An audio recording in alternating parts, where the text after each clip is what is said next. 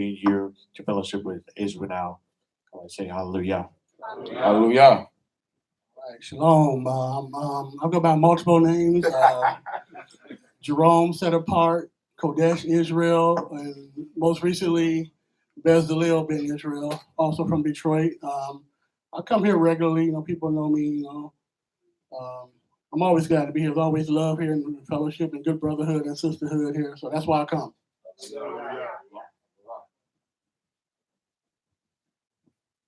Yeah. Joshua from Charleston, South Carolina. Glad to be here. Shabbat shalom. South Carolina threw me for a loop. I was expecting to hear all Michigans. My hometown. Okay. City of brotherly love. Hey, that's how it was in the days of old. Boy, first century believers, look what they doing. Coming from far. Just to keep the Shabbat.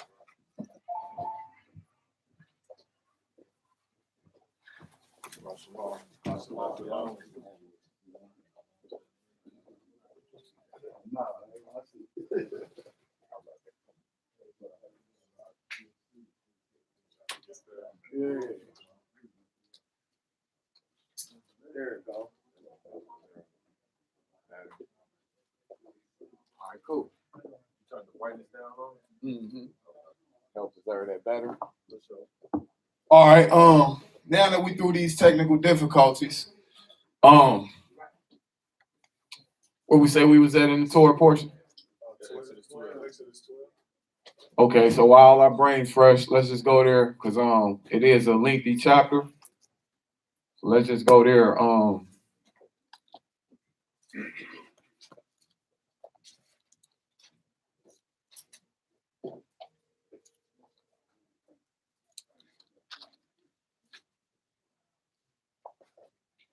What we'll do is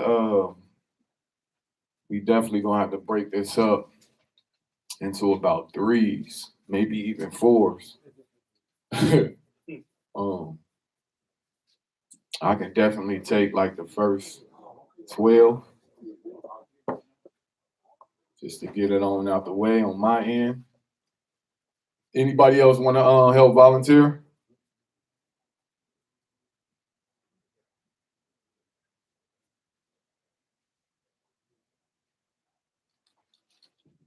It'll probably be like 12, 12. You got it, Ma? So if anybody, we're gonna just hand y'all the mic because we are live, and sometimes, it's hard for the people viewing to hear. I know RDI take, 12. So I'll take the first 12. We in Exodus 12, right? I'll take the first 12. RDI, you can pick up from there and go to verse 24. Even in here it says she'll take 12. Anybody else? We need one more. Split it up into fours. Okay, I will. So our portion, Exodus 12.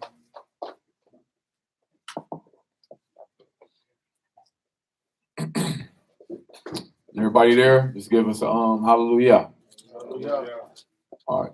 The book of Exodus or Shemot, chapter 12, verse number 1. And Yahweh spake unto Moshe and Aharon in the land of Egypt, saying, this month shall be unto you the beginning of months. It shall be the first month of the year to you. Speak ye unto the congregation, Salika, all the congregation of Israel, saying, and the 10th day of this month, they shall take to them every man a lamb, according to the house of their fathers, a lamb for an household. And if the household be too little for the lamb, let him and his neighbor next unto his house take it, according to the number of souls.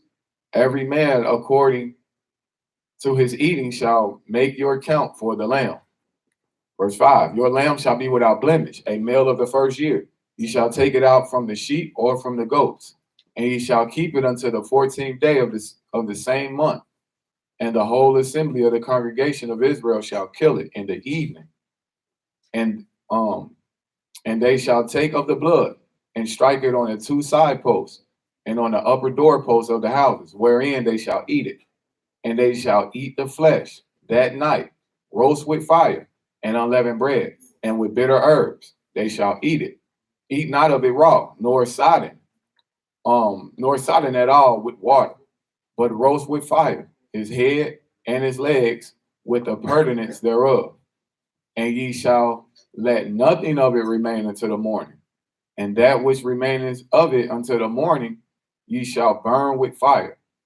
And thus shall ye eat it, with your loins girded, your shoes on your feet, your staff in your hand, and ye shall eat it in haste. It is Yahweh's Passover. For I will pass through the land of Egypt this night, and will smite all the firstborn of the land of Egypt, both man and beast, and against all the Elohim and beast. And against all the Elohim of Egypt I will execute judgment. I am Yahweh. 13. And the blood shall be to you for a token upon the houses where ye are. And when I see the blood, I will pass over you, and the plague shall not be upon you to destroy you when I smite the land of Egypt. And this day shall be unto you for a memorial, and ye shall keep it a feast to Yahweh throughout your generations. Ye shall keep it a feast by an ordinance forever. 7 days shall ye eat unleavened bread. Even the first day ye shall put away leaven out of your houses, for whosoever eateth leavened bread from the first day until the seventh day, that soul shall be cut off from Israel. And in the first day there shall be a holy convocation, and in the seventh day there shall be a holy convocation unto you. No manner of work shall be done in them, save that which every man must eat, that only may be done of you. And ye shall observe the feast of unleavened bread, for in this selfsame day have I brought your armies out of the land of Egypt. Therefore shall ye observe this day in your generations by an ordinance forever. 18. In the first month, on the 14th day of the month at even, ye shall eat unleavened bread until the 21st day of the month at even. 7 days shall there be no leaven found in your houses. For whosoever eateth that which is leavened, even that soul shall be cut off from the congregation of Israel, whether he be a stranger or born in the land. Ye shall eat nothing leavened, in all your habitations shall ye eat unleavened bread. Then Moses called for all the elders of Israel and said unto them, draw out and take your lamb according to your families, and kill the Passover. And ye shall take a bunch of hyssop and dip it in blood, that it is the basin, and strike the lintel and the two side posts with the blood that is in the basin. And none of you shall go out at the door of his house until the morning. For Yahweh will pass through, smite the Egyptians, and when he seeth the blood upon the lintel and on the two side posts, Yahweh will pass over the door, and will not suffer the destroyer to come into your houses to smite you. And ye shall observe this thing for an ordinance to thee and to thy sons forever.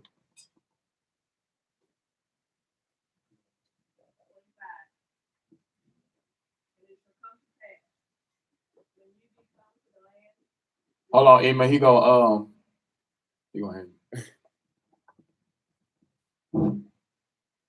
25. And it shall come to pass, when ye be come to the land which the Yahweh will give you, according as he hath promised, that ye shall keep this service. And it shall come to pass, when your children shall say unto you, what mean ye by this service? That ye shall say, it is the sacrifice of the Yahweh's Passover, who passed over the houses of the children of Israel in Mizraim, when he smote the Mizraim and delivered our houses. And the people bowed their head and worshipped. And the children of Israel went away and did as Yahweh had commanded Moshe and Aaron, so did they. And it came to pass that at midnight the Yahweh smote all the firstborn in the land of Mizraim, from the firstborn of Pharaoh that sat on his throne unto the firstborn of the captive that was in the dungeon, and all the firstborn of the cattle.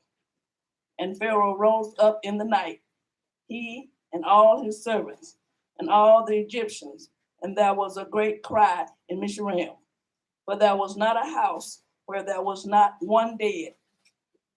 And he called for Moshe and Aharon by night, and said, Rise up, and get ye forth from among my people,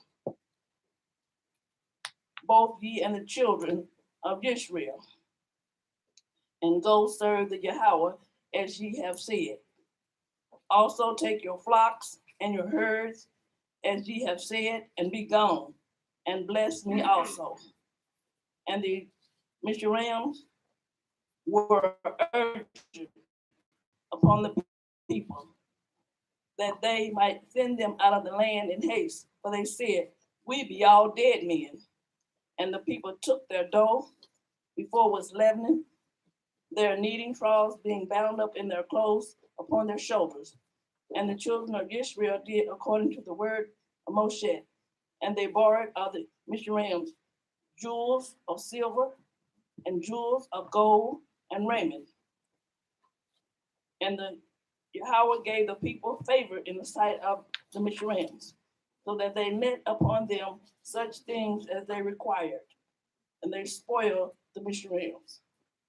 And the children of Israel journeyed from Ramesses to Sukkot, about 600,000 on foot that were men beside children. 38. And a mixed multitude went up with them also, and flocks and herds, and a great deal of livestock. And they baked unleavened cakes of the dough which they had brought out of Egypt, for it was not leavened, because they were driven out of Egypt and could not wait, nor had they prepared provisions for themselves. Now the sojourn of the children of Israel who lived in Egypt was 430 years. And it came to pass at the end of 430 years, on that very same day, it came to pass that all the armies of Yahweh went out from the land of Egypt. And it was a night of solemn observance to Yahweh for bringing them out of the land of Egypt. This is that night of Yahweh, a solemn observance for all the children of Israel throughout their generations. And Yahweh said to Moses and Aaron, This is the ordinance of the Passover, for no foreigner shall eat it, but every manservant who was brought for money, when you have circumcised them, then he may eat it. A sojourner and a hired servant shall not eat it. In one house it shall be eaten. You shall not carry any of the flesh outside of the house, nor shall you break one of its bones. All of the congregation of Israel shall keep it. When a stranger dwells with you and wants to keep the Passover of Yahweh, let all his males be circumcised, and then let him come near and keep it. And he shall be as a native of the land, for no uncircumcised person shall eat it. One law shall be for the native born and for the stranger who dwells among you. Thus all the children of Israel did as Yahweh commanded Moses and Aaron. So they did. And it came to pass on that very same day that Yahweh brought the children of Israel out of the land of Egypt according to their armies. Hallelujah. Hallelujah. All right. What stuck out to y'all in that particular chapter? I know it was lengthy, but what can y'all point out in that chapter? Should we still be keeping Passover like it was kept all the way through? Okay, that was better question. So, real quick before I open it up. So it's like this. There's a difference between that which is a commandment, that which is a judgment, statute, or i.e. charge, right? They all are commandments, but they're signified to have like different meanings, like they got different practical definitions. So if we go through it, what is a statute? Do anybody know what a statute is? Feast day. Feast days, right? Feast days are statutes. Why? Because they are like time-based elements, right? This is what we use to determine, or we use the feast days and we use them in calculation and stuff like that to determine when they fall on and stuff like that. What is a judgment? What is a judgment?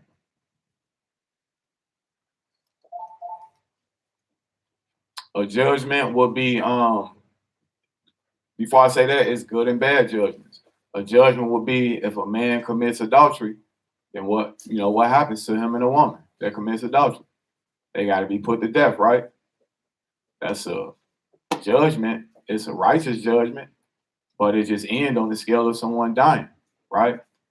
But then you got good judgments as well. Just like, when we read, if the man that takes on another wife, he has to do what? Provide food, raiment, duty of marriage. That's a righteous judgment. Like, you got to do that though. But they all commandments because you still got to do something behind them though, right? But it's not the general commandment that we read in Exodus 20 where it says, do this, thou shalt do this. You won't read it like that. What is the charge? This is the point where I want to get to right here. What is the charge? Because this is going to signify if we got to keep certain laws today or not, right? So what is the charge? Do anybody know?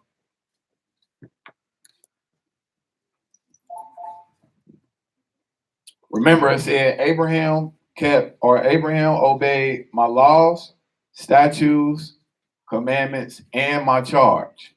But why did he separate them and make a distinction between them? A charge will be exactly what we read here in Exodus 12 when it says what? Have your loins girded, your shoes on your feet. It is a commandment, but it's a charge, right? Set for them people at that particular time. So it may not be a commandment for the entire nation. Sometimes it may just be for a particular individual or individuals set for a certain time. Everybody get that? So if I tell Artie, I wear a blue chain tomorrow and Will wear a red chain, it's a charge. Now, the commandment lies behind that. You have to do what is commanded for you to do. If you don't do it, then guess what? If they didn't have their loins girded, right, then somebody would have been slowing down and somebody would have got caught. If they ain't had their shoes on their feet, it would have been no different from when we say, be ready in 5 minutes. But black people, BP time, 5 minutes is like an hour, right? But it'd be like that, like, hey, be ready when I come to pick you up. You need to be on the porch waiting with everything ready. Don't need to go back in the house for nothing. That's kind of what he was, referring to. So it's just a charge that's given to him. But did anything stick out to anybody, other than what I was bringing out in Exodus 12? If not, we'll move on.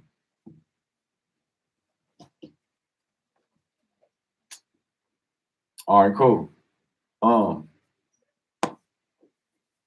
Let's go to let's stay in the same chapter. We're gonna read Exodus 20, verse number 1 through 10. Do it a little different today. Let me see who brave as a child.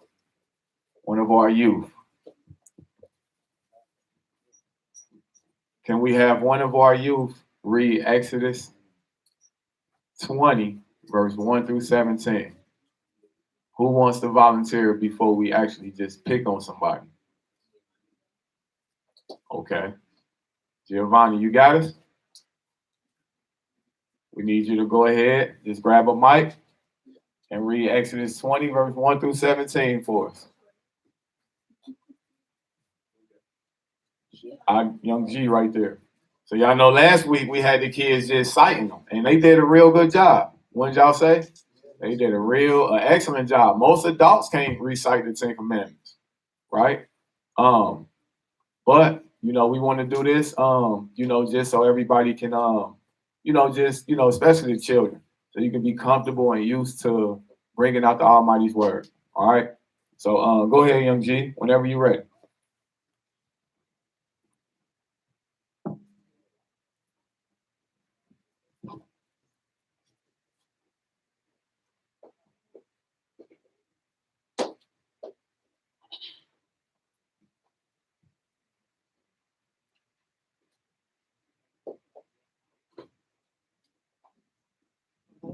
You good?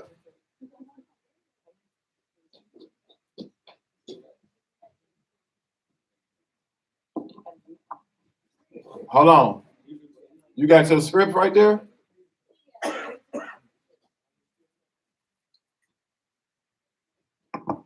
right, go ahead, young Tone.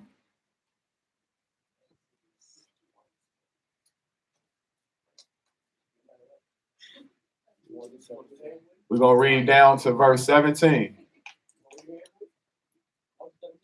Yep. And Yahweh spake all of these words, saying, I am Yahweh thy Elohim, which hath brought thee out of the land of Egypt, out of the house of bondage. Thou shalt have no other gods before me. Thou shalt not make unto thee any graven image or any likeness of anything that is in heaven above, or that is in the earth beneath, or that is in the water under the earth. Thou shalt not bow down thyself to them, nor serve them. For I, Yahweh thy Elohim, am a jealous Elohim, visiting the iniquity of the fathers upon the children unto the third and fourth generation of them that hate me, and showing mercy to the thousands of them that love me and keep my commandments. Thou shalt not take the name of Elohim in vain. Remember the Sabbath day and keep it holy. Hold on, Knock, you skipped some. Let's get 7.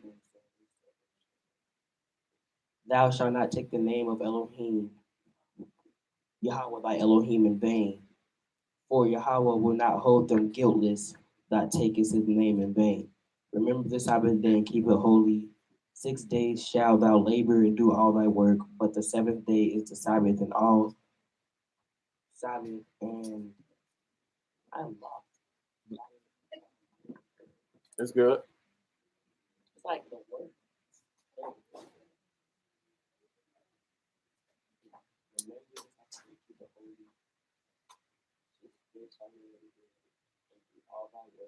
But the seventh day is the Sabbath of Yahweh thy Elohim.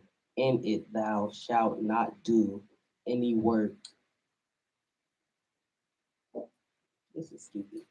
All right, so I'm gonna pick it up. I'm gonna pick it up right here. All right.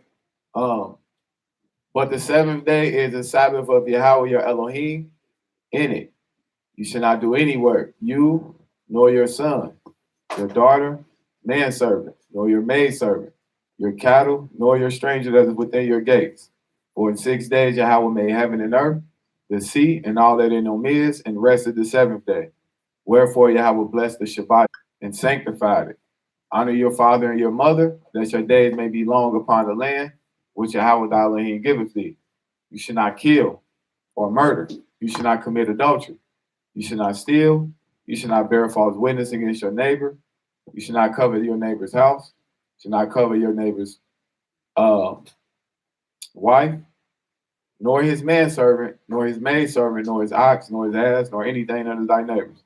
Hallelujah. Hallelujah. That was a good job, though. That was a good job. So just for all our youth and adults, you know what I mean? This may be elementary to a lot of adults, but this is something that the Most High gave to us. And if we can embed this in our mind, then it makes your walk that much more easier, that much more fluent. So think about the children. People be like, how do I train up a child? It don't take much. It don't take a whole, system where it's like, I gotta do this, it's hard. All you gotta do is do this. When it says to teach them the commandments by every way, whether they rises up or lays down, whether they walk by the way to and fro, whatever. This is the best bedtime story for your child. If they're at that age where they still need to be read to go to sleep, this is the perfect bedtime story. And then for the children that's a little older than that, where it's like, I'm over the bedtime story stage, I want this, I want that, then you have them recite it back to you. So that when they're doing it without reading it and looking at it, you know for a fact it's in the back of their mind.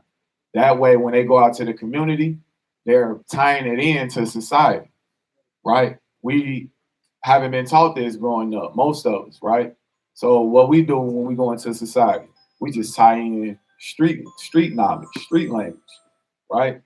But I'm not saying all street smarts is bad, but it's all not predicated by the way of the Most High. So think of your children based on when you were a child, think of them now in the days that they're in. What should they be doing in everyday society? When they go out, it's cool to hang with friends and stuff like that, especially if they're not doing no malicious activity. But it's okay if they got friends and socialize with people, right? Just the way of the world. But the decisions that's being made is going to be different based on who's embedded in these laws into their children. When it's time to go steal as a group, that child will be like, thou shalt not steal in the back of their mind. Pew.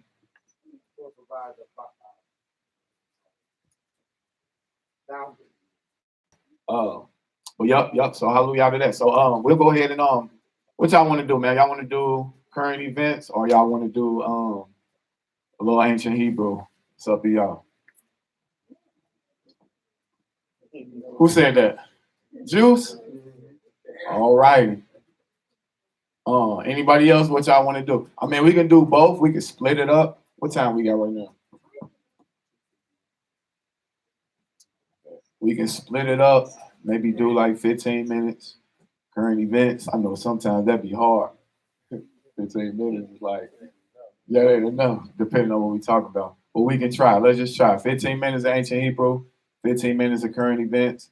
And then depending on how I go from that, we'll probably bring the lesson out. I'll get into a little praise and worship or whatever. Y'all know how we do.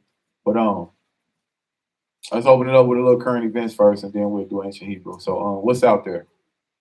What's been going on? They say them stimulus checks is on the way. The fourth one. That's what they say. I don't know how true it is, but it's out there. That's kind of how I be like, I don't get too built up on it. I just be like, hey, if they say it's gonna be in their account, and I check the account, and it so happened to be in there, hallelujah, right? But nah, though, on a serious note, though, like what's out there? I know we spoke about, last week concerning the incident up in was it Columbus? Incident in Columbus. Real deep, but if anybody want to really touch up on some things, even if something happened, like I know our brothers down here from Detroit, even if it's something happening locally in Detroit that can help our people that we may not know about, because y'all know how it is. We may not be able to see and hear certain things that's happening in other communities because they don't put it on CNN. They just sweep it right under the rug, like, and you would never know about it. I remember one time, you were saying that the population in, was it Michigan or Detroit that you were referring to? You know where I'm going? You were saying the population was like 2 million. But it shrunk from, it went from that to,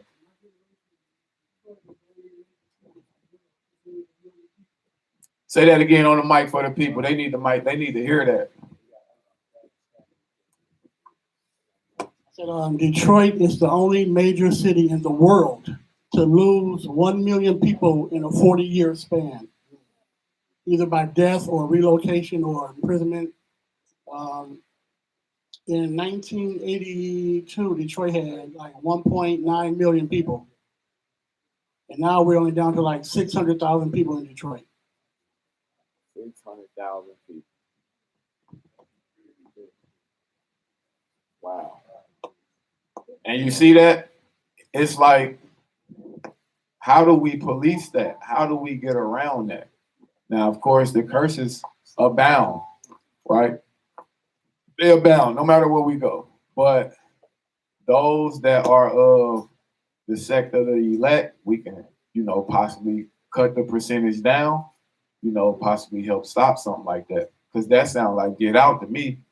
That sounds like in every which way. You said through incarceration, that was one, right?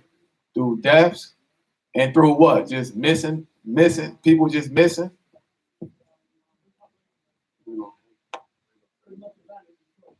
Oh yeah, right. Now what about the people that's like, because I know it's been a lot of people posting flyers up there about people going missing, meaning like they don't know where they at.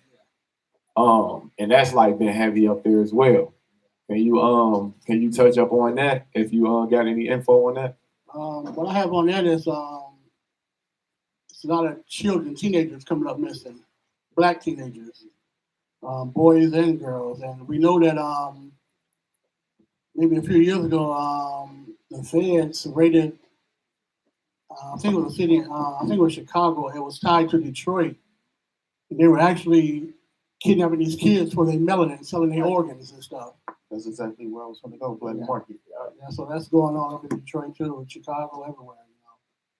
When you one thing I say quickly, because I got a lot of family in Detroit, is just right by the border, right by Canada, and like I say, Shabbat in and Shabbat out. It's a silent warfare that we're fighting on many different fronts, and they are very organized at what they're doing. So like how I see life is like this is something like a play, and there are moving pieces in this play. And so the people that are confused and don't know what's going on, right, are people who one have like an untrained eye, and there's no type of spiritual connection. But when you connect the spirit to everyday life, right, you can clearly see like what's going on, and you can see where the masters are and what they're doing, because they tell you what they're going to do like before they do it. The thing is so many different covert wars. Like you got to have people playing positions, studying certain things, or your brain will explode, because they're very organized with what they're doing. You talk about the 13 family bloodlines, people who control central banks like this, they're all working together, you know what I mean, against the 99. So once again, order out of chaos, to get the one world government currency through Bitcoin, to depopulate, to bring in the Antichrist, which then forth the Messiah. Like it's just boom, boom. It's like that. Grand scheme of things, that's what it is. It's just mass different stuff going on to keep everybody divided, like a magic trick. Yeah, everybody look over here while we doing this over here. So, I mean, you know, they getting ready to shut America down, and I'm feeling Yash, and I ain't trying to ramble on, but we got a lot of Israelites who believe in like this whole flea doctrine, Right. and at the end of the day, even some people who think like World War III is going to be like this whole end of the world, and it's not going to be the end of the world. World War III is going to be like what they use to hit the reset button to get everything under the one world movement. Yeah, then that fake Messiah is going to come. Yeah, it's real easy, but Say that again. for sure. When real quick, we know this, so it's gonna be real easy for our people to be deceived. They be on Tel Aviv. If you get deceived by the people on Tel Aviv, you're gonna get deceived when the Antichrist comes. Dudes be on the Tel Aviv like, all you gotta do is pray this prayer, hum these hymns, and sing these songs, and your heart is gonna be preserved forevermore. And millions of people be deceived, like, yup, that's it. This don't need nothing no more.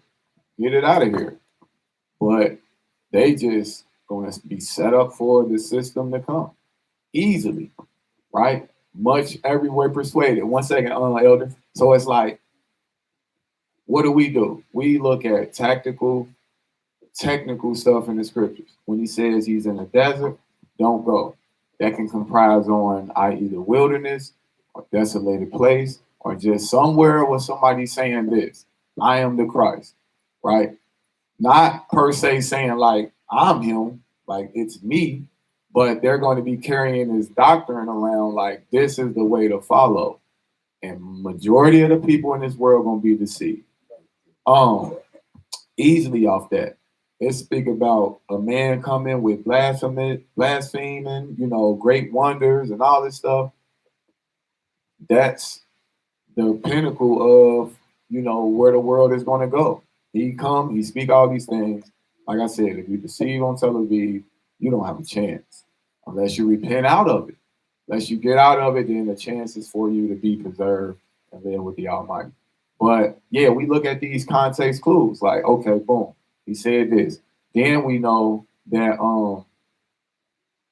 I don't know, like we can go on and on about how to determine who's going to be with who or who's going to be, not with who or whatever. But go ahead, Elder. I think you're really right about that because, and I'm not trying to down Obama, but when he started running for president, We got one. Yeah. I never seen the world become so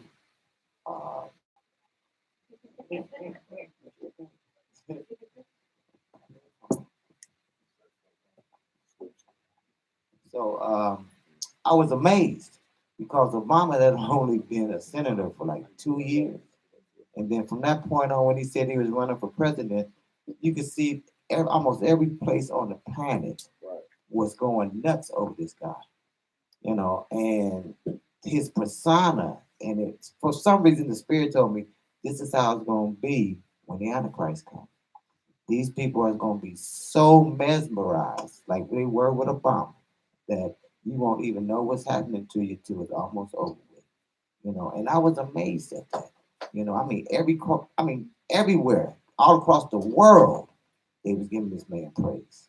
And I ain't gonna say he was doing or he wasn't doing, but it was like a prelude to what was coming.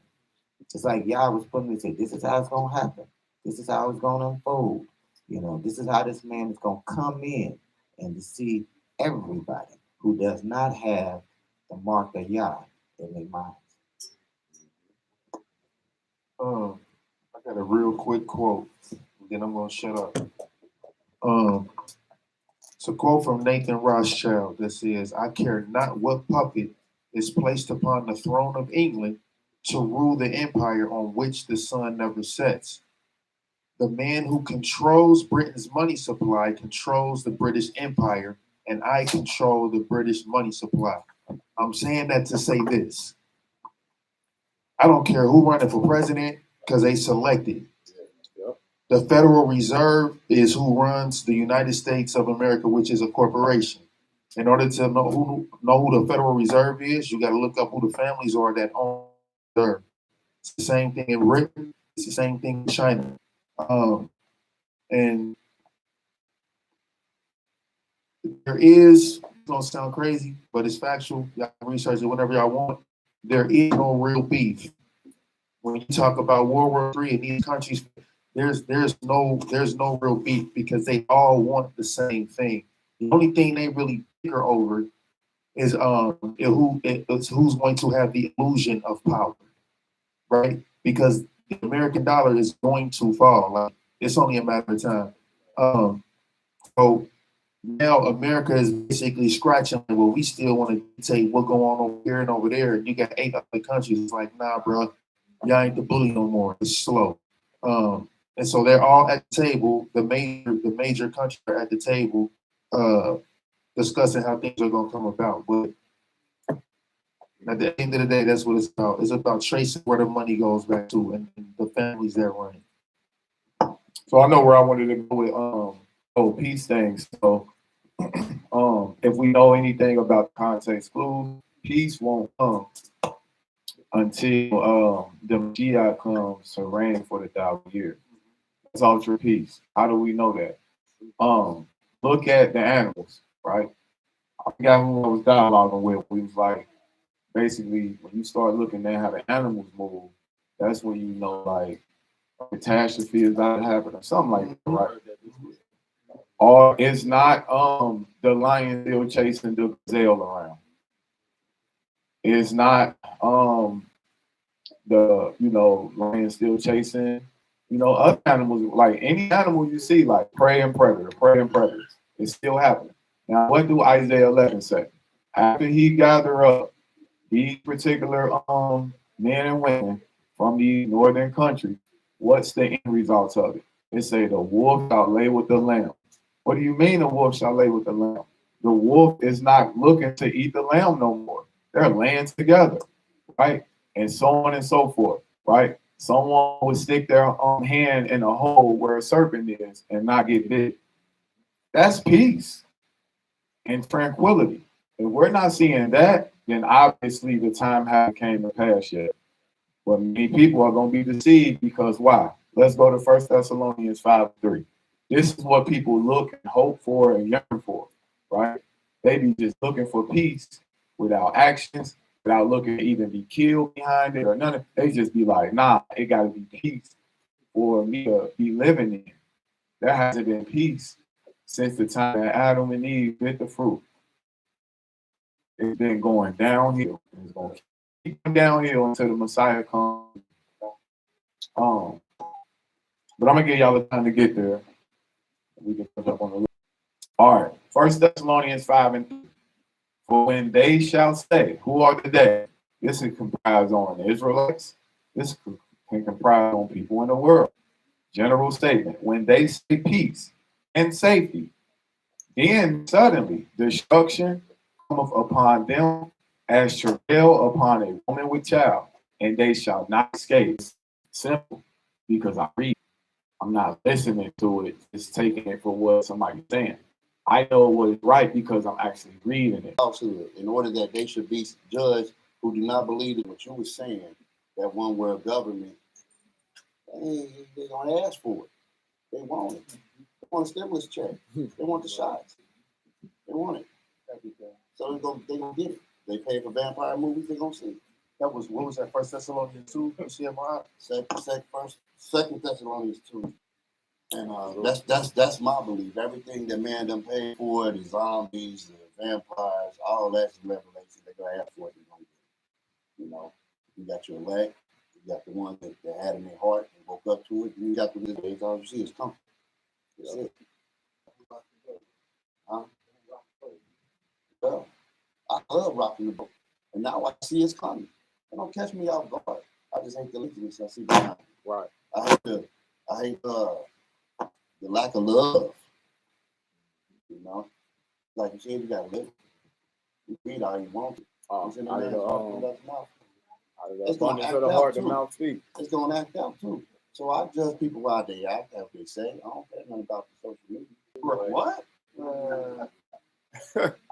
I will stay right here on Turtle Island, called America, and keep these laws, statutes, and commandments, where I still got somewhat wiggle Turtle Island. That's the real name of it. But that's a whole other time. It's gonna come with that. Whether it be that out with Israel, you know what I mean. So definitely want to be definitely keep them in prayer. But just a couple how true it is. It's a so-called poultry shortage.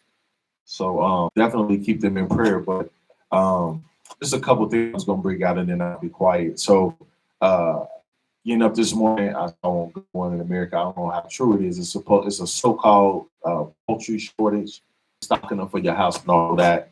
Hold on, real quick, twin. Yes, sir. Real quick.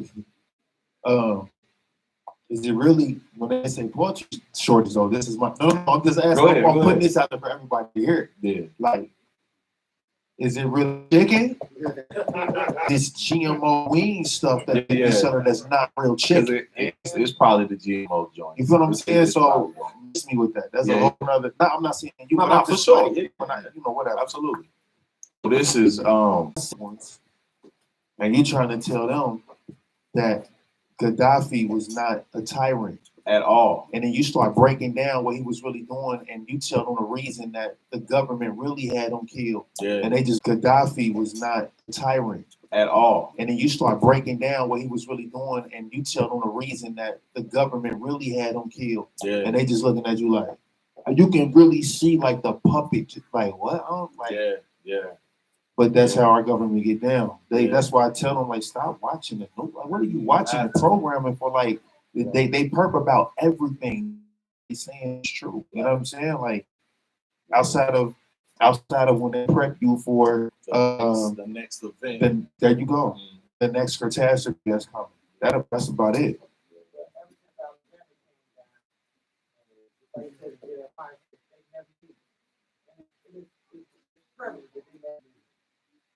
Once they came down, they took over and killed, destroyed his name.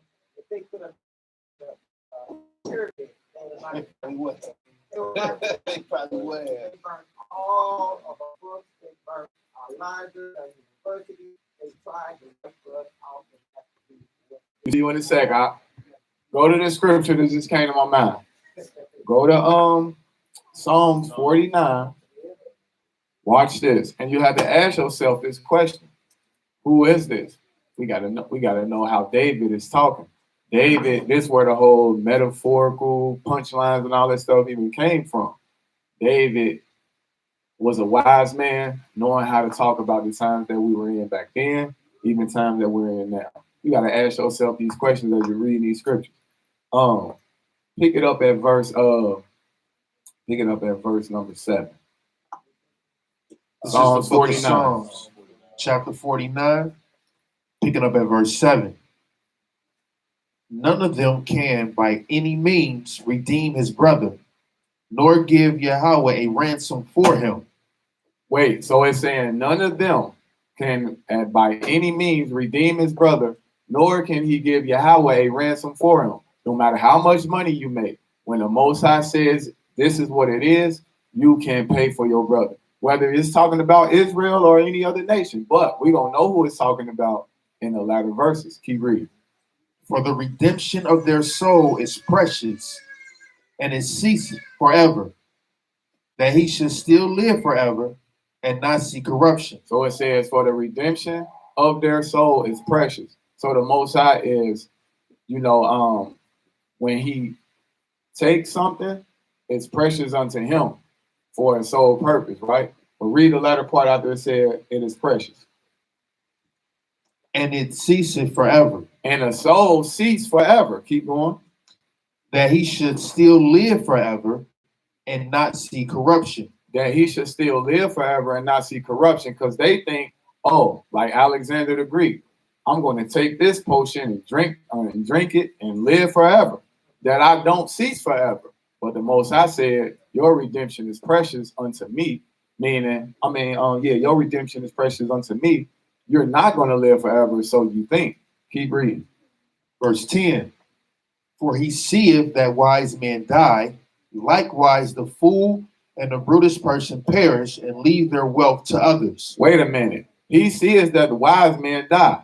Wise men in his room are someday going to die, whether it's in his lifetime. Like the Most High got a calling for everybody and a time frame for everybody. But wise men die. But who else? The fool and the brutish. Brutish meaning an ignorant person.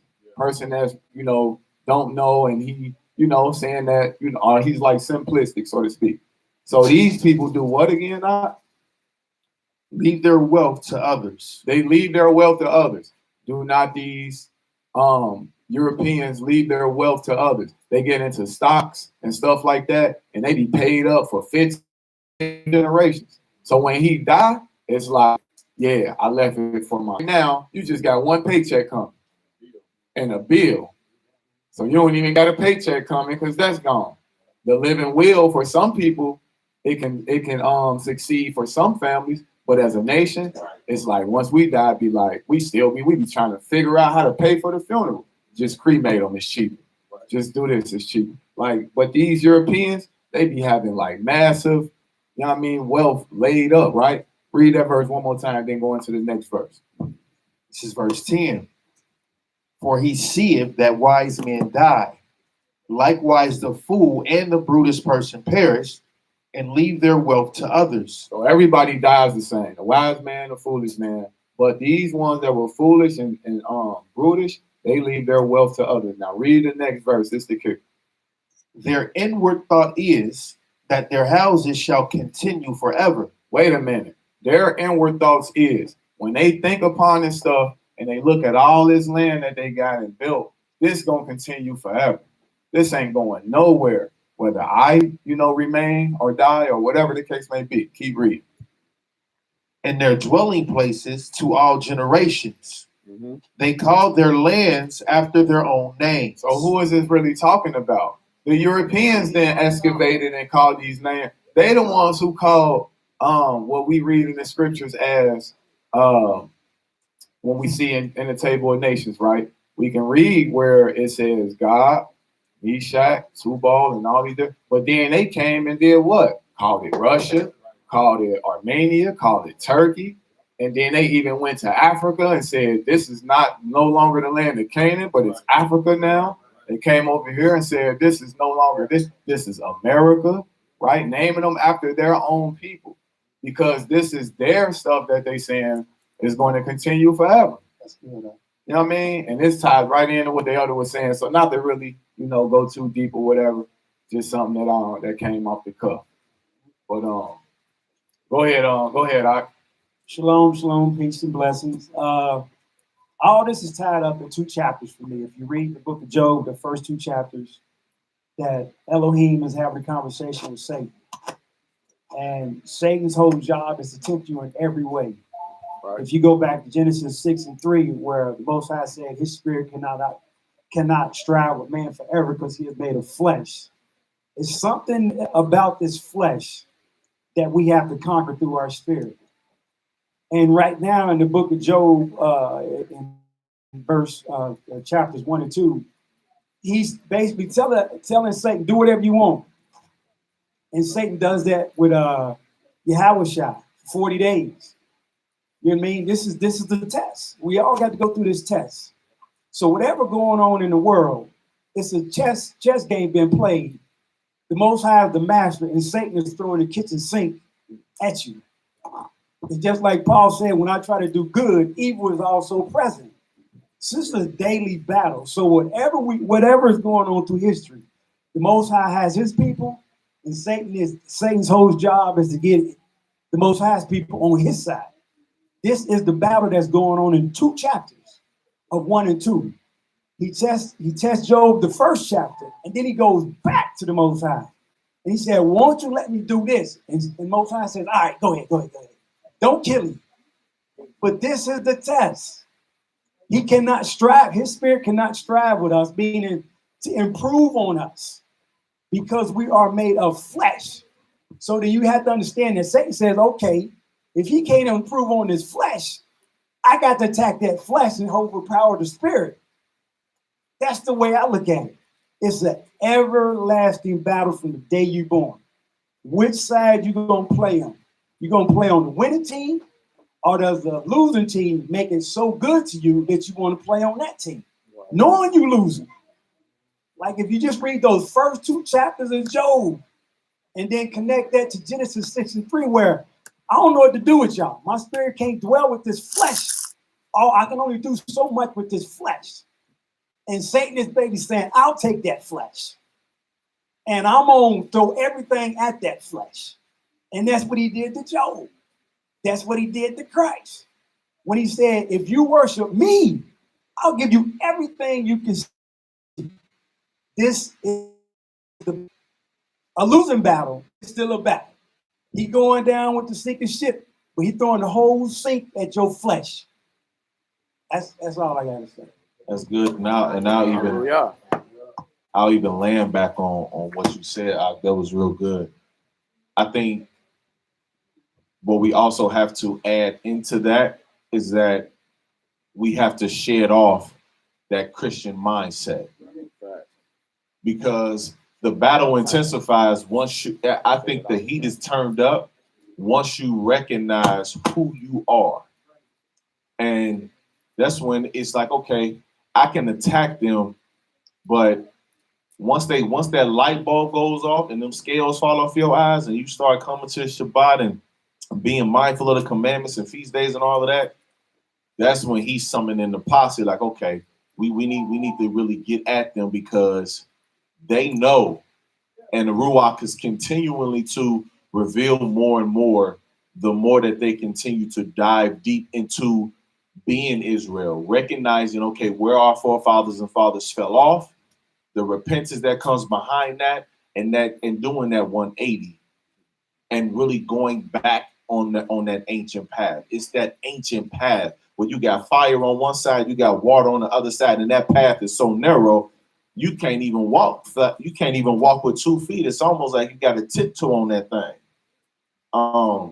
But that was good. That was good. I forgot my other point I was gonna bring out, because that was good. But it's really about just coming to who we are.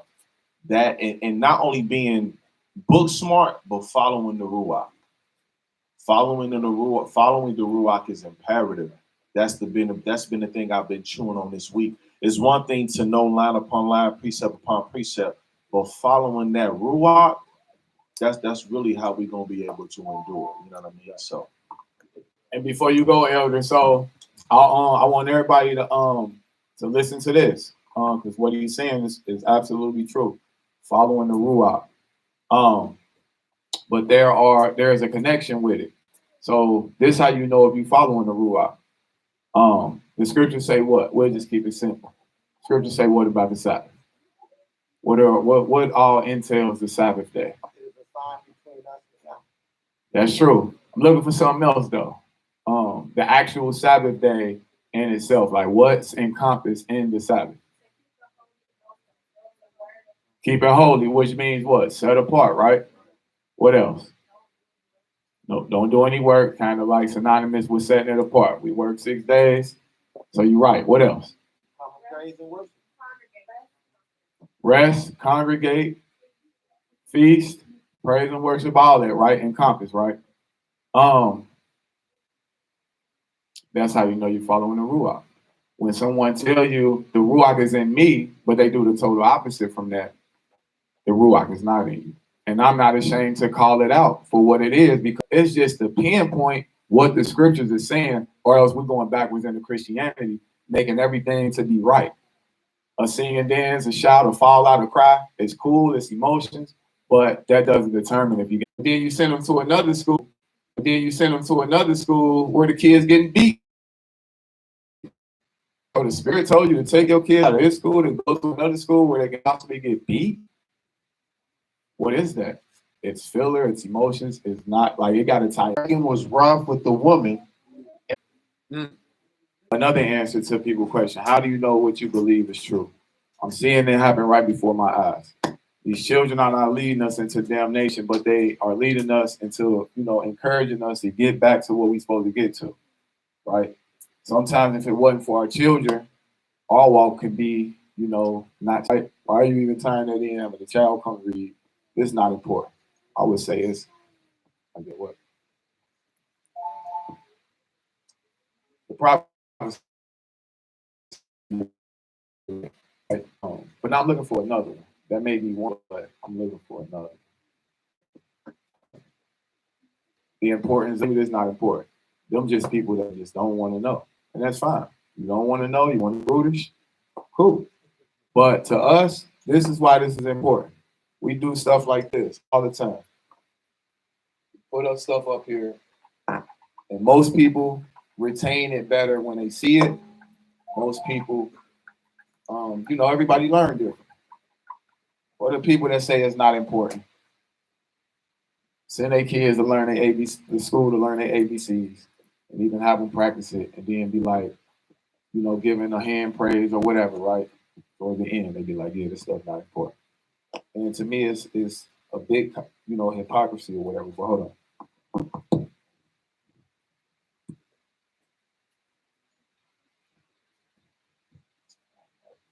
All right, so, I'm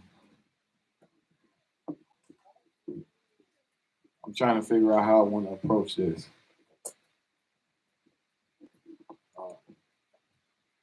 All right, what was our scriptures originally written in? Ancient Paleo Hebrew, right? So that would be the root of things, right? That would mean whatever we read, right? Whatever we read and see, we always got to do. Somebody just said it.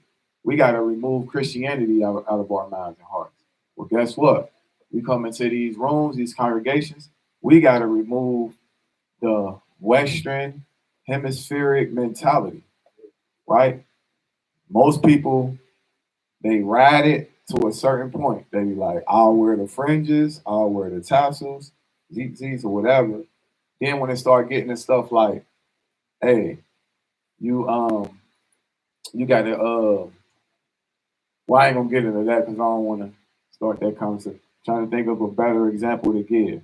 Like some things that you see in Israel that people don't do, and you be like, that's our history though. Like that's our culture, right?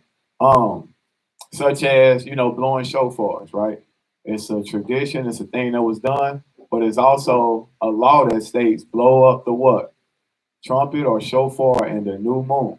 So when we read that, most people look at that like, I don't know what that means. When we see stuff like, once again, the Passover on the 14th day of the first month, that go back to our history, not January the 14th, right?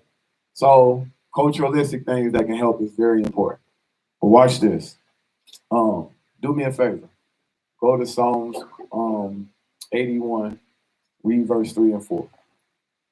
This is why, if we know our scriptures was written in ancient Hebrew, right, then obviously that's how we're going to get the basis of our understanding majority of the time. So I'm gonna write this word that I'm gonna point out to y'all in modern, if I can remember. This is the book of Psalms, chapter 81, starting at verse 3. Blow up the trumpet in the new moon, in the appointed time, on our solemn feast day. For this was a statute of Israel and the law of Yahweh of Jacob. This he ordained in Joseph for a testimony.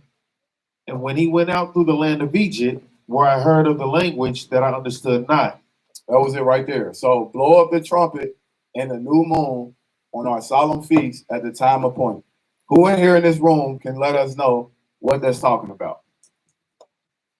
Blow up the trumpet in the new moon on our solemn feast day at the time appointed.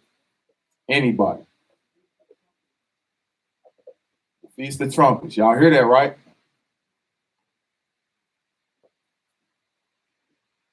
Now, how do we know that? How do we know what phase the moon shall be in? Most people gonna teach this. The new moon is the full moon, and most people gonna say the new moon is the dark moon. And the other one's gonna say what? The new moon is the crescent moon. You only know the new moon when you see a slither of light up there, right? Like 3 or 4%. But guess what? This is why I said ancient Hebrew is important.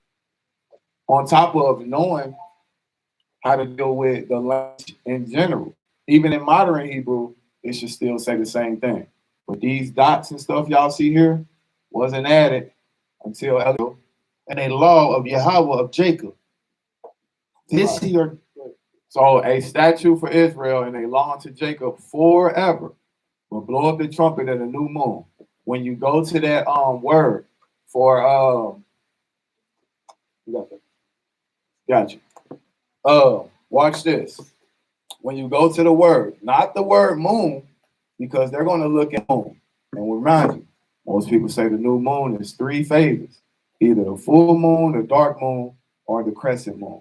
We need to know, by content. I'm going to go here to my Strongs real quick and get the number for y'all. And we just want to bring it out in love and in unity. And even these same people will tell you the mother language, meaning like it's the root of, our scriptures, right? But then a turn and twist with.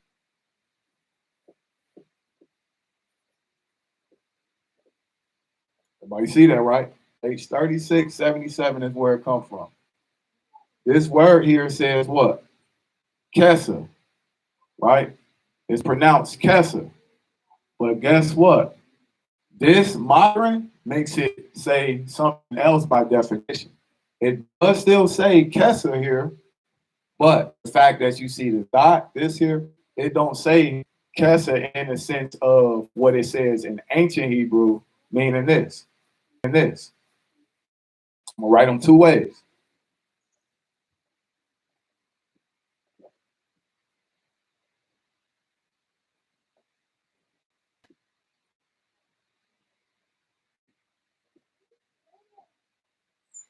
Those 2 different words right there, right? For those that don't know, an A sound and a letter Hey, which makes a 8 sound, right? This here will make a K sound. This here will make a S sound. Same here, right? So we flip it. We don't read it with vowels between the consonants. Like we're just reading it like for what it is in ancient Hebrew, right? So it'll be like these just focus on these 3 letters. We'll deal with this letter right here. But these 3 letters says Kesa, and guess what the definition come out to be? You can go to any Strong's Concordance you want to. It's going to tell you by definition, it says full what the phase of the moon should be in the beginning of the month. Killed it. There's nothing else to argue about, especially if you just told us you understand that this was first. So why would we go to this that second? Now, I know y'all see 4 letters up here, right? And it will read like this as well. It will read like this as well.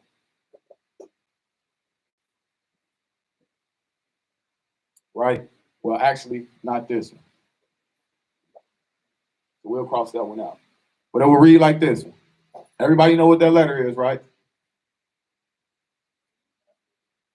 A bet, which makes a B sound, right? So now when you add this B over here to it, we're going to get started on the lesson right after this. You wouldn't say like, Bukes. You will say, Ben Kes. Because this word, they all actually like have their own particular like ways that they're wrote, stuff like that. So it's like Ben Kesa, meaning end. That's why it says in the new month, at the appointed time or in the appointed time, because it's showing you that it's in this, it's in the dark moon, right? So just to throw that out there. But here, if you read this, it'll be like in the full moon. But this one says in the dark moon. Everybody get that? And that's why Hebrew is so important, vitally important. I watched many debates on this, and I'm like, everybody lost.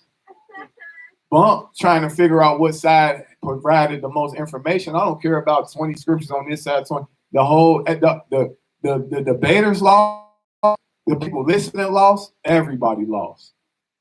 Because nobody went into the Hebrew and proved nothing. You know, it's just something to throw out there. And it's like this. If you got a child, why would we want to feed our children to the wolves without understanding? You can fact check all this and come back with us, and we'll be like, we can prove it once again. Maybe you didn't see it. 1 + 1 equals what? 2. Maybe you don't know how to add. 1 + 1 is 2 every time. So if we know Hebrew, and we know that the ancient Hebrew was the progenitor of all this stuff, then 1 + 1 is 2 all the time. We can prove it in everything. So yeah, not to get too far in that, but everybody caught that? Y'all good? Y'all sure?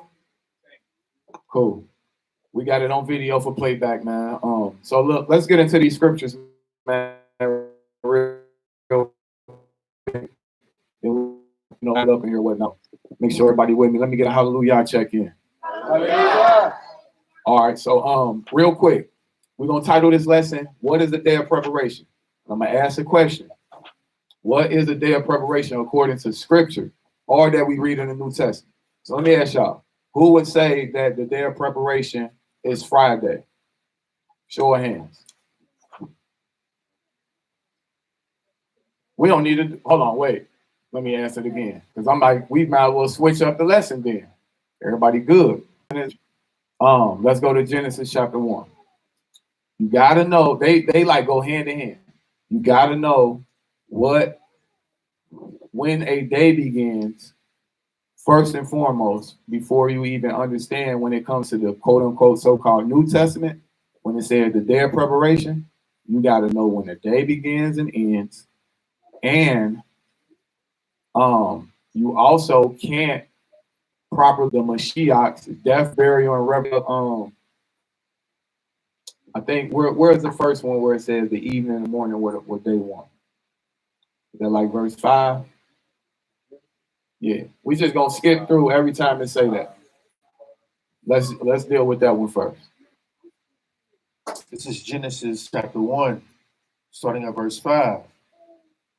And Yahweh called the light day, and the darkness he called night. And the evening and the morning were the first day. So, not to get too deep off in this subject, but we got to understand this. According to ancient Hebrew, that word one there is not the number one that in the Western world we would see as number one. That word one there is a chad, right? People mess this up too. They be like, every day is from evening to morning. Some people say morning to evening, so on and so forth. Evening to evening, all that. Y'all heard all that, right? They'll get to the Sabbath and be like, It's from Friday sundown to Saturday sundown. But notice right here, it says what? And then there came to be evening, and then there came to be morning, a Chad. Yawam a Chad, meaning the Most High joined the day and the night together in the first day. And he also did that same thing with day 2, day 3, 4, 5, and 6, but he never did it with day 7. Now, we're not saying that the evening doesn't comprise of the 7th day, but he never sanctified the evening. There was a distinction or a split that he made. Everybody get that? So, to understand this, let's go, well, we don't really have to read the rest, but y'all know the creation story. So, the reason why we went here, because when we go to this New Testament and these scriptures, it's going to be confusion to a lot of people that see the preparation day only to be Friday, right? It's going to confuse a lot of people that believe and say this. The preparation day is Sunday through Friday. Now, guess what? This may sound crazy, but I would agree with both. But it's not what it's speaking about in the New Testament when we see the day of preparation there.